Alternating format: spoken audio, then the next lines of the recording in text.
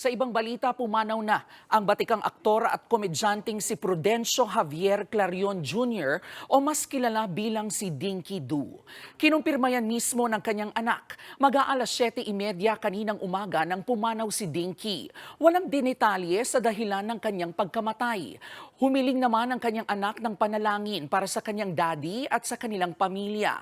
Noong Mayo nang muling makita ng publiko si Dinky sa Julius Babaw Unplugged. Dito, ibinahagi niya ang kanyang pakikipaglaban sa iba't ibang sakit tulad ng diabetes.